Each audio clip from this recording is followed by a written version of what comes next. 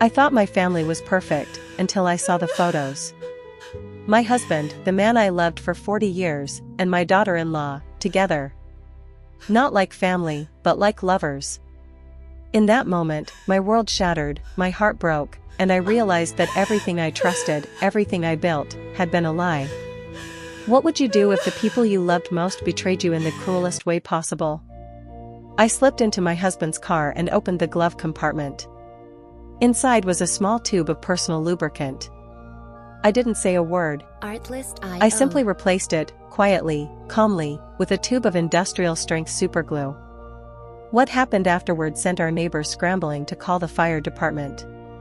I'm glad you're here with me. If you're listening, please like and subscribe, and tell me in the comments where you're hearing my story of revenge from. I want to know just how far this truth travels. I sat at the kitchen table, surrounded by a silence so heavy it felt like morning fog settling over my bones. A silence that had become far too familiar. The old clock on the wall, a wedding gift from my late mother, ticked in a slow, accusing rhythm. Every beat reminded me that the life I'd built might have been nothing more than a beautifully dressed lie. Julian had just come back from yet another business dinner. But tonight, he didn't just look tired. He looked haunted, like a man carrying a secret that was crushing him from the inside out. His face held lines I didn't remember, cracks carved by guilt and years of pretending. He tossed his jacket aside with theatrical exhaustion, loosened his tie like he was breaking free from something, and collapsed onto the bed without even showering. His cologne lingered in the air, but it was mixed with a sweet, floral perfume that didn't belong to me. A stranger's scent. A confession without words. Minutes later, his snoring filled the house. A sound that once comforted me, now sounded like a lullaby meant for a fool. I moved around the house with the slow, practiced grace of a woman who has been a wife for 40 years, picking up his jacket, his wallet, his phone, his old laptop. His phone screen was still lit, a new email glowing like a warning I wasn't meant to see. Julian never used email. He always said, "Julie, that tech nonsense is too much for me. I'll just call." But now, an email. Sitting right there.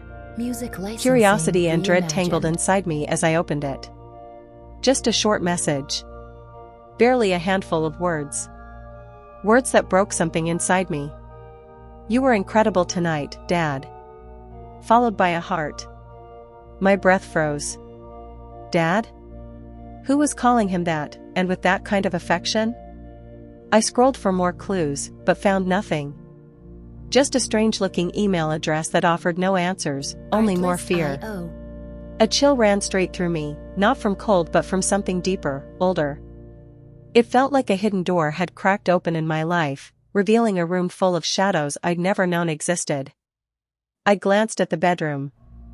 Julian turned in his sleep, snoring peacefully, such a cruel contrast to the storm tearing through my chest. My heart pounded like I was the one being deceitful. I put the phone back, my hands trembling. I kept cleaning, my movements stiff and mechanical. When I checked his pant pockets, I found a folded receipt, crisp, new. A fancy steakhouse in San Antonio. Tonight's date. San Antonio. But he told me he was in Dallas. A bitter little laugh slipped out. Julian had always hated driving to Dallas. But San Antonio, that city was wrapped in his memories. His mother lived there. He always said it felt like home. The receipt showed dinner for two. A bottle of expensive Cabernet Sauvignon, the same wine he bought me for our 10th anniversary. The same night he toasted my success with pride shining in his eyes. That memory felt like it turned to dust in my hands. I took out my phone and snapped a photo of the email and the receipt. I didn't want to believe it, but a wife of 40 years carries a particular instinct, a deep knowing you can't shake. Something was happening. And I needed the truth. I walked into the garage. His SUV was still warm, the air thick with gasoline and that faint floral perfume again. I searched the car carefully. Nothing unusual, until I opened the glove box.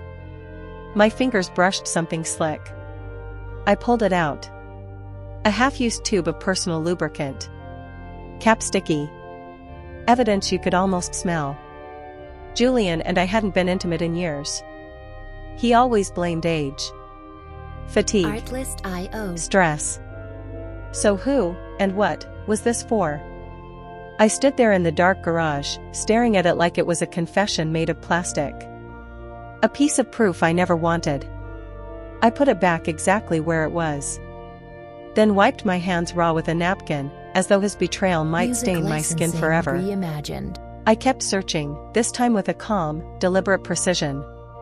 Under the back seat, I found crumpled napkins soaked in that same sweet floral perfume, nothing a man would ever wear, and nothing like my soft rose scent.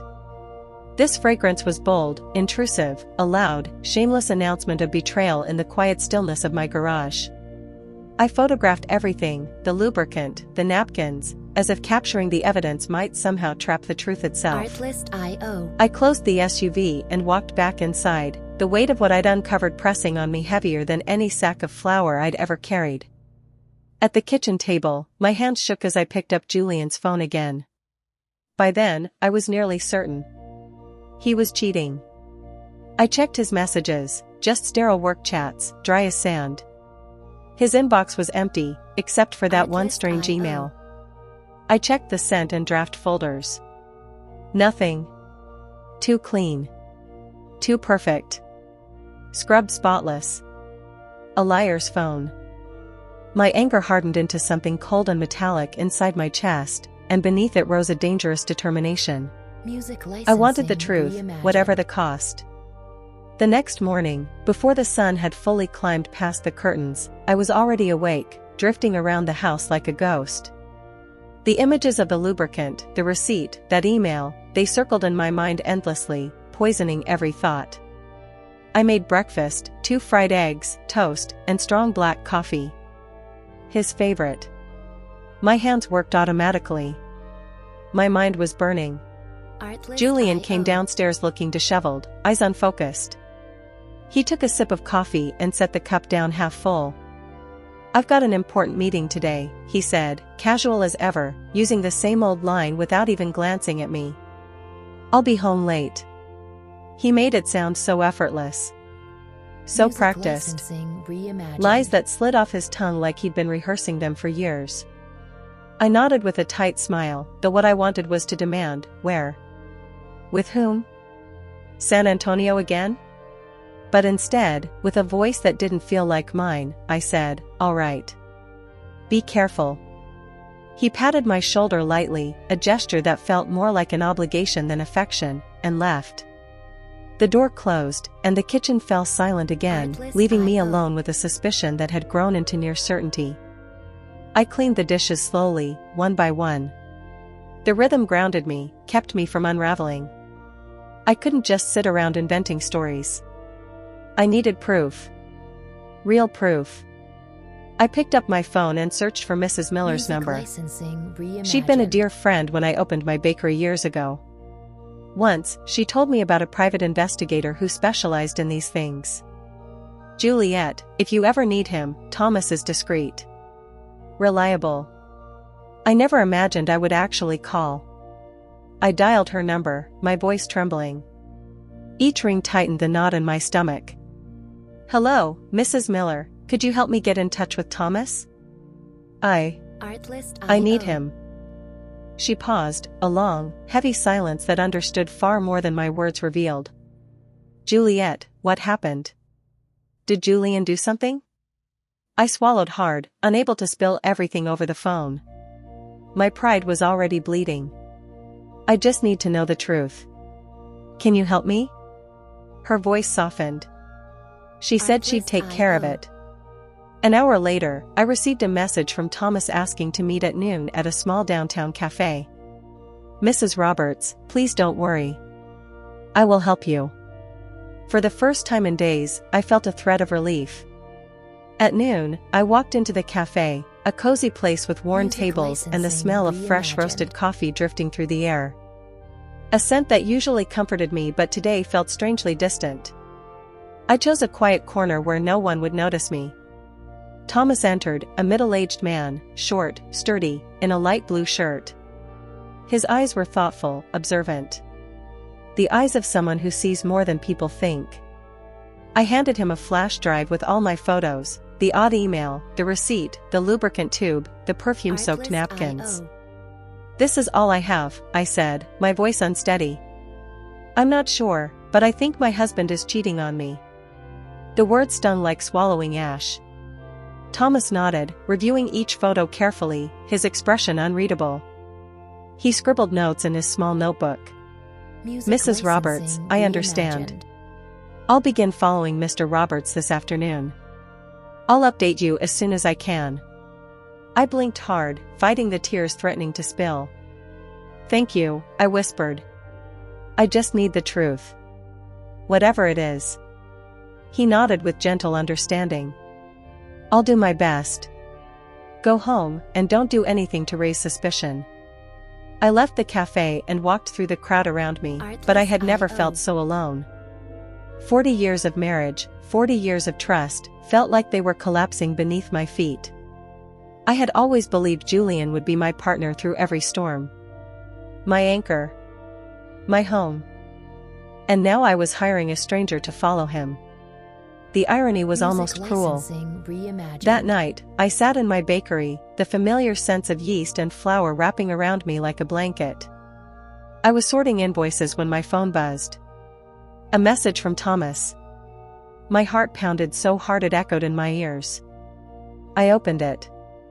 A photo of Julian, wearing his light blue shirt, walking into a fancy restaurant. Holding hands with a woman. I zoomed in on the image, and my whole body went cold. It was Allison, my daughter-in-law. She wore a tight black dress, heavy makeup, bold red lipstick, and her hair was down the way she always styled it for nights out. They didn't look like in-laws. They looked like a couple on a date. Their bodies angled toward each other, holding a secret between them. I sank back into my chair, my hand trembling around the phone. Allison. How could this be happening? At family dinners, she and Julian barely acknowledged each other, polite, distant, almost awkward. Now I realized it was all an act. A performance crafted to fool me. Mr. Thomas sent more photos. In one, they sat tucked away in a secluded corner of the restaurant, the table glowing with candles and flowers. Allison leaned toward him with a soft smile, and Julian lifted his glass to hers with a tenderness I had never seen in 40 years of marriage. Not even when I was the young woman he first fell in love with, the girl from San Diego with long hair and bright eyes. Once, he looked at me that way. Now that look belonged to her. At 2 a.m., a video arrived from Mr. Thomas. My heart hammered so hard it hurt. I slipped on my headphones, as if that could keep the truth contained, and pressed play. In the video, Allison leaned toward Julian, whispering something in his ear. He laughed, loud, carefree, like a man I didn't recognize. Her voice was soft, sweet, her eyes glowing under the restaurant lights. Then they got up to leave, and Julian, ever the gentleman, opened the car door for her as though she were his lover and not his son's wife. I watched the video again and again, torturing myself because some painful part of me still wanted to deny it. Allison, whom I had loved like a daughter, taught family recipes to, welcomed into our home. And Julian, the man I had built a life with. What were they doing behind my back? Behind Daniel's back? The questions came like a tidal wave. I saved every photo and every second of video onto a flash drive. I noted the date, time, location, my hand steady, but my mind unraveling. I didn't want to believe Julian and Allison were capable of such betrayal. But the truth sat in front of me, undeniable and cruel. I stayed in the bakery that night, surrounded by trays of pastries that smelled warm and sweet. But nothing could soften the blow. I remembered the early days, Julian helping me carry heavy sacks of flour, laughing with me in that tiny kitchen as we built our dreams. Now those memories felt like a beautiful lie I had believed for far too long. The next morning, I was in the bakery's small kitchen, reviewing orders for a hotel downtown. The familiar scent of flour and vanilla, usually my comfort, felt empty and hollow. As soon as I signed the delivery papers, my phone buzzed in my apron. When I saw it was the detective, my stomach dropped. Just one short message. Mrs. Roberts, I'm sending you more evidence. I took a long breath and opened it, my hands unsteady. A series of photos appeared. The first showed Julian in his gray shirt, walking out of a law office near the main plaza. Next to him was Allison in a beige dress, her hair in a high ponytail, oversized sunglasses hiding most of her face, a clumsy attempt at disguise. They walked close, far too close, their bodies revealing more than their expressions ever could. The next photo showed them in front of a 4-star hotel, its glass doors gleaming. I zoomed in, desperate to find some explanation, some mistake. But there was none. They looked too natural together, too comfortable, like a couple slipping into a world where I didn't belong. Then came a short video. My heartbeat thudded so violently it felt like it might break through my ribs. The footage, captured from a distance, showed Julian and Allison on the hotel's third-floor balcony. His arm wrapped around her waist. Her head resting gently on his shoulder, her long hair blowing in the breeze. Then, like a knife to the heart, I saw it. They shared a quick kiss, unhidden, unashamed. It was brief. But it was enough to destroy the last fragile hope I had been clinging to. I replayed the video frame by frame, each image carving itself deeper into my chest, a slow, cruel descent into hell. The hotel curtain shifted, and Allison stepped out, rushing into Julian's arms, her face bright with the joy of a woman in love. I collapsed into the chair, gripping the table just to stay upright. Mr. Thomas had written, they rented the room for the afternoon. Looks like they're staying the night. I'll keep watching. I read that message again and again, my throat tightening as if someone were choking me. Just hours earlier, Julian had told me, Juliet, I won't be home tonight. Meeting a potential partner from out of town. Get some rest. His tone had been gentle, warm, familiar. But now I knew every word had been a well-crafted lie. A potential partner. He wasn't out of town. He was in a 4-star hotel with our own daughter-in-law.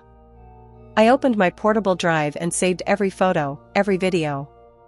Each time I clicked save, I stared at the image to make sure I wasn't losing my mind.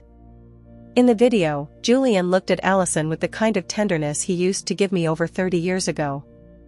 When we were young. When I believed our love was unbreakable, a promise whispered under a starlit San Diego sky. Now, all I could see was betrayal laid bare. I remembered our family gatherings, the perfect picture of a respectable home. Allison always chose a seat far from Julian. Sometimes she looked downright annoyed by him. Daniel would tease, Mom, I think Allison can't stand Dad. And I believed it. I thought she was simply trying to fit in. But now I saw it clearly, it was all an act, a polished, practiced performance they staged for me, for Daniel, for the whole neighborhood. I felt like a fool, a blind wife standing between two traitors hiding in plain sight. People outside were living their ordinary lives, unaware of what was happening on that balcony. But Mr. Thomas had captured the truth like a silent hunter, an image I could never unsee. I replied, Thank you. Please keep watching. I need to know everything. He answered simply, I will. Stay calm. That night, I returned to the house I once shared with Julian. It felt foreign, like walking through a museum of lies. I opened the dresser drawer and pulled out a thick envelope, my hand steady with purpose. I printed every piece of proof, the lawyer's office photos, the hotel entrance photos, the balcony photos, every frame of the video. I sorted them carefully, sealed the envelope, and hid it beneath old family pictures. I held a photo of the four of us, Julian, Allison, Daniel, and me, taken at Daniel's birthday. Allison hugged Daniel lovingly. Julian stood beside me, his arm around my shoulder. Looking at it now, all I wanted was to tear it to shreds. Just before dawn, I heard the front door creak open. Julian staggered in, smelling of alcohol. That partner was exhausting, Juliet, he mumbled, eyes red. Drank too much. I'm worn out. I stood in the kitchen with a glass of water, watching him lie so easily, as if rubbing salt straight into my wounds. Rest, I said, my voice calm and practiced. You have work tomorrow. He nodded, patted my shoulder, and went to bed, snoring minutes later as if he hadn't cheated, as if he hadn't Music spent the night with our licensing daughter-in-law. reimagined. When he finally slept, my phone buzzed. It was Mr. Thomas. His voice was low. Mrs. Roberts, I recorded their conversation in the parking lot. They didn't notice a thing. I'm sending it now. My heart pounded, but my reply was steady, thank you. Send it. The audio arrived minutes later. I put on my headphones and pressed play. Allison's voice came first, cold, calculating, unrecognizable. Dad, hurry up with that fake contract. I want the whole chain of stores. I want that old hag out of the house. A blow to my chest. My grip tightened around the phone. Then Julian's voice, steady, confident. Don't worry. Juliet suspects nothing. Leave it to me. She trusts me too much. It felt like a knife twisting deeper. They weren't only cheating. They were planning to strip me of everything I built, the bakery chain, the business I shaped with sweat and sleepless nights. Julian never baked a thing, never stood behind a counter, never ran deliveries across town. And yet he and Allison meant to take it all. To push me out of the home I created. But even as my heart broke, I stayed steady enough to save the audio onto the flash drive with the rest of the evidence. I wrote down the time and place, forcing myself to remain composed in the storm. The next morning at the bakery, my phone vibrated again. More photos. Zoomed-in shots of Julian and Allison sitting in the car, a thick stack of documents between them. Allison marked something with a red pen. Julian nodded along. Thomas wrote, they're planning to use someone at the notary office for the transfer. I'll dig deeper. I zoomed in. I couldn't read the words, but I didn't need to. They were preparing to steal Music everything, licensing slowly, reimagined. carefully. The bakery smelled of warm pastries, but I felt cold, as if the ground beneath me was sliding away. I replayed the audio, listening to every cruel word. That old woman. That's what Allison called me. I remembered when she first joined our family, when I taught her to cook, when I hugged her like a daughter. I believed she would build a future with Daniel. And Julian, the man I had loved since girlhood, had promised to stand by me until the end. They had turned my life into a joke. And I was the punchline. Mrs. Peterson came in, cheerful as always, buying pastries for her grandchildren. Juliet, your bakery is thriving. Your chain is growing. I'm so proud of you, she said warmly. Music licensing I forced a smile. reimagined. Thank you. I'm trying my best. Inside, I was crumbling. If she knew the truth, would she see strength? Or just a woman betrayed by her husband and daughter-in-law? I handed her the pastries, closed the door behind her, and sank into my chair, hands on my head. No tears came. Instead, a quiet rage burned inside me, steady, rising, ready to ignite. That night at dinner, I sat across from Julian in our small kitchen, the yellow light casting a strange, warped glow across his face. He ate calmly, speaking in that flat, practiced tone he used whenever he wanted to pretend nothing was wrong, when in reality, his whole world was seconds away from crumbling. Juliet, I have to sign some important business papers this week, he said. Maybe you should look them over. They're complicated. I lifted a piece of bread, pretending to take a bite, but all I could hear was Allison's voice from the recording. Dad, hurry up and sign those fake contracts. I could tell he was testing me, trying to drag me into his filthy little scheme. I gave him a tired, empty smile, the smile of a wife too drained to argue. Yes, I said softly. I'll look at them later. I'm tired. He nodded, took another sip of wine, and stared at me with a face that once brought me comfort. But now I saw what hid behind it, a man willing to take everything I had built. A predator waiting for the perfect moment to strike. He poured himself more wine until his cheeks flushed and his words slurred into a dramatic rant about a rough client he'd seen that day. I nodded as if I cared, while inside every part of me screamed, "Do you really think I'm that blind?" Eventually he staggered toward the bedroom. I cleared the table with slow, controlled movements, every small action keeping my boiling anger contained. When he collapsed on the bed, snoring loudly, he left his car keys on the nightstand. They caught the light, bright, bold, almost calling to me. My pulse thundered. This was my moment. I stepped into the bedroom, moving like a woman walking a tightrope between grief and determination. Between the life I once had, and whatever came next. I snatched the keys, squeezed them in my palm, and headed straight to the garage. The night was still and breathless, as if even the world sensed what I was about to do. Crickets hummed outside, tiny witnesses to my quiet fury. I turned on my phone flashlight, its weak glow landing on Julian's old SUV, the very vehicle he used for his secret life. I opened the door. The smell of gasoline mixed with a sweet perfume that didn't belong to me. In the small compartment between the seats, I found a tube of lubricant, cap loose, dried residue along the edge. Proof. A monument to their infidelity. I held it carefully, as if touching something radioactive. They had used it again. And again. Their twisted little ritual. I carried the tube into the kitchen, set it on the counter, and washed my hands with lemon soap, scrubbing as if I could erase the filth of both of them from my skin. The fresh scent didn't soothe me, but it sharpened my focus. I opened the tool drawer and pulled out a clear tube of industrial superglue, the kind I'd used to repair chairs at the bakery. A tool of my trade, now a tool of my revenge. I unscrewed the lubricant cap and filled the tube slowly, drop by drop, with glue.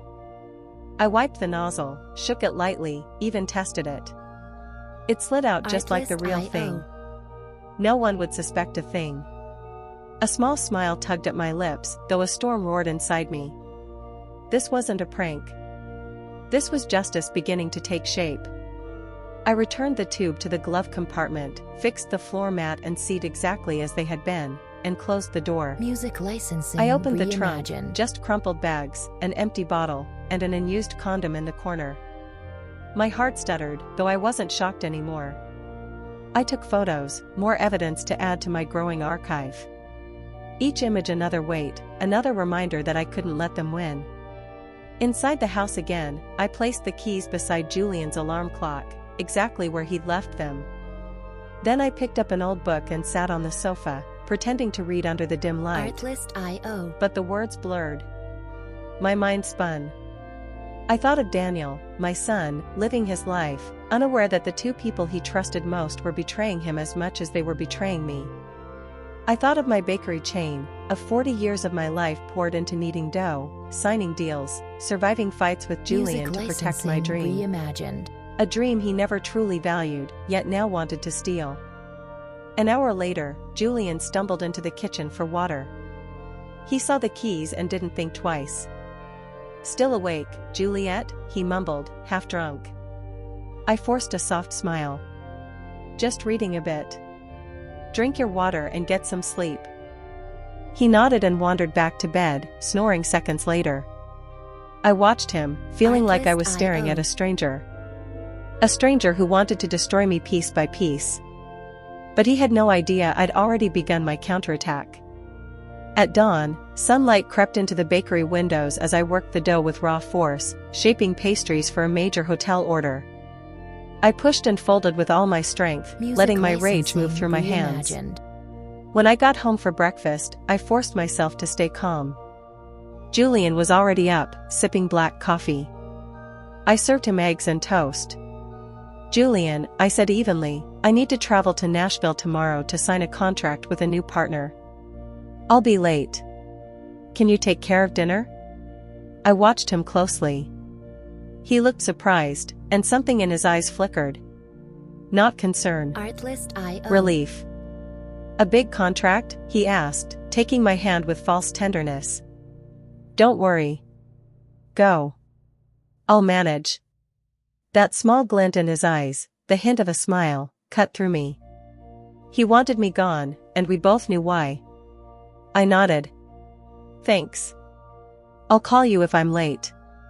He took another sip of coffee, then stood to leave, saying he had an early day at the office. But as he walked out, he left his phone on the table. The screen lit up with a missed call. The name that appeared was A.T. My stomach clenched. Allison Thomas. I knew it had to be her. Before I could reach for the phone, Julian rushed back, grabbed it quickly, and shut the screen off. Forgot it, he said with a forced smile. And he was gone.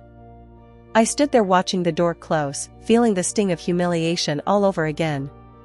He wasn't even pretending to hide it anymore. The entire day, I worked like a machine, delivering bread, signing invoices, smiling for customers. But my mind was consumed with Julian and Allison. Their farce had gone on long enough. And I wasn't going to let them keep fooling me, or Daniel, another day. A man nearby, Mr. Miller, quickly took out his phone and called the city fire department. I stayed where I was, gripping my coffee cup tightly, my eyes fixed on my house. Everything was unfolding exactly as I planned. In my headphones, Allison's voice grew more frantic. Julian, do something. I can't move. Julian snapped back, don't scream. I'm trying. But I knew they were helpless. The industrial superglue I had switched out was already working, trapping them at the most humiliating moment of their lives. I pictured them fighting, panicking, and a small part of me felt satisfied. Not because I was cruel, but because they had pushed me to this point. They tried to take my bakery, my family, and even my dignity. Now they would face the consequences. Smoke thickened, pouring from the kitchen window. Neighbors gathered outside, shouting in alarm. What's happening? Where's Juliet? She left town for work, that's what I heard. Mrs. Peterson stood next to me, her eyes full of quiet suspicion, though she said nothing. She simply squeezed my hand gently. She knew. She didn't need an explanation. The truth was seconds from erupting, and I was ready. 10 minutes later, a fire truck's siren wailed at the end of the street. The red engine screeched to a stop in front of my house. And then, I saw Daniel jump out, wearing his fire chief uniform, his face drawn tight with urgency. Get the equipment ready, move, he shouted. There might be people inside. My heart twisted painfully. My son, always proud of us, always loyal to his family. And now he was about to confront the cruelest betrayal of his life. I wanted to run to him, to shield him, to say I was sorry. But I stayed still. The truth had to come out. The smoke inside was heavy enough to convince Daniel and his team that they were dealing with a real kitchen fire. I watched him lead the charge, smashing the front door open with a sledgehammer. Wood cracked loudly across the street. His crew rushed in with hoses and extinguishers. Through my headphones, I heard the chaos in the bedroom, Julian shouting in panic, Allison sobbing hysterically. Do something, Julian. I can't move. Shut up. Stop screaming. I bit down hard on my lip, phone in hand, listening as the trap held them exactly where I intended. Daniel reached the bedroom, and though I wasn't inside, I could imagine what he saw, his father and his wife, naked and glued together, terrified, exposed, and disgraced. Through the audio, I heard Daniel's voice crack. What is this? A firefighter behind him gasped, oh my God. Another let out a nervous laugh, but Daniel immediately barked, silence. His voice wasn't just commanding, it was breaking. He wasn't only trying to control his crew, he was trying to hold himself together. The humiliation wasn't just private anymore. It was now in front of the fire team, and within minutes, the entire neighborhood. A firefighter ran out moments later, reporting, Chief, the smoke's under control. Just a small oil fire. Nothing major. Daniel didn't answer. I imagined him frozen, staring at the two people who had betrayed him in the worst way. Neighbors kept gathering, whispering loudly. What happened? It's Julian and his daughter-in-law. Oh my God, how could this happen? Mrs. Peterson pulled out her phone and began recording, zooming in on the sight of Julian and Allison struggling on the bed, their faces twisted in pain. She looked at me with pity and anger. Juliet, you knew, didn't you? I didn't speak. I simply nodded, my eyes fixed on the window. Moments later, Daniel came out of the bedroom. I heard the heavy thud of his boots. Inside, Julian shouted in a broken voice, "Daniel, get everyone out. Close the door." But it was far too late. The entire neighborhood had crowded around, their faces shifting between disgust, shock, and disbelief. Father-in-law and daughter-in-law, what filth. Poor Juliet. My God. Unbelievable. The firefighters finally did their duty. They wrapped Julian and Allison in sheets, trying to cover their stuck bodies, and carried them out on stretchers. Allison cried in pain, begging, "Please, someone do something." Julian muttered weakly, "Don't let anyone see us." But everyone already had. There were gasps, harsh whispers, even laughter. What a disgrace. This is unbelievable. The stretcher rolled past neighbors shaking their heads in disgust as the ambulance pulled away with its siren screaming. Mr. Miller shouted, "What a show. I can't believe people can be this shameless." An elderly woman murmured, "Poor Juliet." I stood in the crowd, pretending I had just arrived, acting shocked like everyone else. Daniel stood motionless in the yard, his face pale, his arms hanging as if the strength had been drained out of him. His crew avoided his eyes as they gathered their equipment. I knew Daniel wasn't only shattered by what he saw, he was devastated by the betrayal of the two people he trusted most.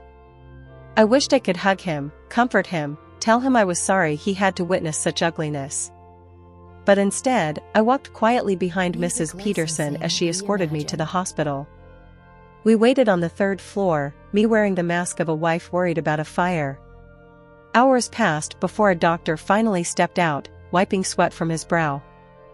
"Mrs. Roberts," he said gently, "we managed to separate them.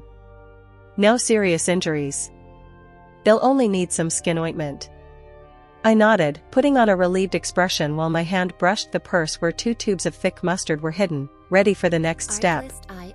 "Thank you, doctor," I said softly, my trembling voice hiding the truth behind my plans. "Can I see them?" I asked quietly. The doctor nodded and guided me to the nurse's station, where they handed me 2 tubes of ointment. The young nurse looked at me with gentle sympathy. "Ma'am, this is a very difficult situation. I'm so sorry." I gave her a faint smile, and the second she turned her back, I swapped the tubes for the mustard hidden in my purse. My hands moved fast, calm, practiced, as if I had rehearsed this moment 100 times in my mind. I walked into the hospital room holding the mustard, pretending concern. "Julian. Allison, are you two all right?" Allison sat hunched on the bed, her hair tangled, her eyes swollen, avoiding my gaze. Julian, pale and shaken, stammered, "Juliet. I can explain. I didn't let him." I set the tube on the bedside table and walked out without another word. Minutes later, a piercing scream ripped through the hallway. Allison covered her face, sobbing. "It burns. My skin is on fire." Julian writhed, shouting, "What the hell is this? Who did this?" The entire corridor erupted into chaos. Patients peered out of their rooms. Family members whispered. "It's them," an elderly woman muttered to her son. "The ones from that video online this morning, the father-in-law and the daughter-in-law. What a disgrace. They deserve it," someone else added coldly. Doctors and nurses rushed in, ordering the staff to clean their skin and apply a neutralizing agent. But the damage was already done, their humiliation was now public. Mrs. Peterson's video of them being carried out on stretchers had exploded across the neighborhood and social media. I stood quietly in the hallway, listening to the whispers, watching the world witness the downfall of the two people who had betrayed us. When the crowd finally thinned, Daniel walked into the room holding the thick folder I had asked him to retrieve. I had called him as soon as the ambulance left, telling him to bring the envelope of evidence I'd saved, and the 2 divorce papers I had ready. He handed me the folder without meeting my eyes. His face looked hollow, as if someone had drained the light from him. I opened the folder, pulled out the documents, and placed them on the table in front of Julian and Allison. I looked Julian straight in the eyes, my voice cold but unwavering. 40 years of marriage end here. Sign these. Then go wherever you want, just stay away from my son's life and mine. Allison collapsed in tears, turning toward Daniel. Honey, please. I made a mistake. Please forgive me. I'm begging you.